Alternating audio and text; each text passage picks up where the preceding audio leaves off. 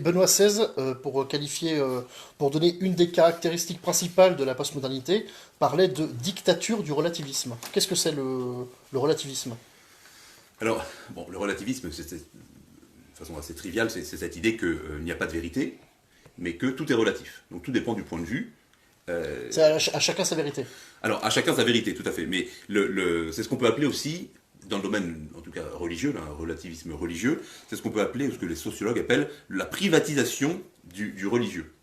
C'est-à-dire qu'on est passé d'une certaine façon de la vérité à l'authenticité, à la sincérité. C'est-à-dire que ce qui est important, ce n'est plus, ça tout le monde en a fait l'expérience hein, quotidiennement, ce qui est important, c'est plus est-ce que ce que je crois est vrai, juste, bon et beau, mais est-ce que ce que je crois me fait vibrer? Est-ce que ce que je crois, est-ce que je l'assume, est-ce que je le vis bien?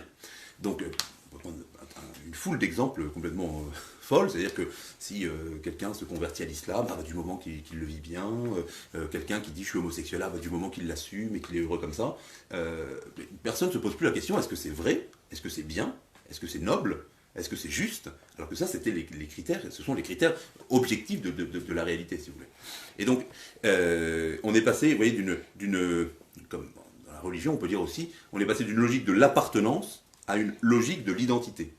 C'est-à-dire, autrefois, la religion et même les valeurs morales, les valeurs sociales, consistaient à adhérer à une vérité, à des normes, à des coutumes, à des rites, etc.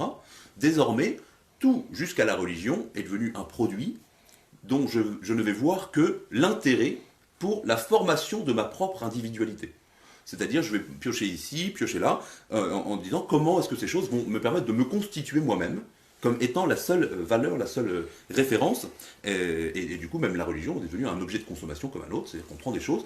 C'est-à-dire qu'aujourd'hui, c'est le règne de l'indifférence. Vous voyez, autrefois, le prêtre qui marchait dans la rue, il rencontrait un communiste, il rencontrait un athée, il rencontrait quelqu'un qui allait lui opposer des arguments, et alors il fallait se former, travailler pour pouvoir avoir des arguments.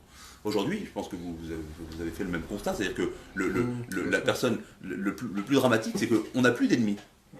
Il n'y a plus personne qui vient nous dire je suis contre, je ne crois pas que Dieu existe. Bon, ça existe de temps en temps, mais c'est assez rare. Le plus souvent, on rencontre l'indifférence. Et l'indifférence, c'est la chose la plus dramatique, parce qu'en fait, s'il n'y a plus d'arguments intellectuels qu'on peut opposer, vous voyez, on vous dit, vous êtes prêtre, vous êtes habillé en soutane, c'est très bien, si c'est votre choix, tant mieux pour vous. Mais moi, j'ai envie de dire aux gens, mais pas du tout.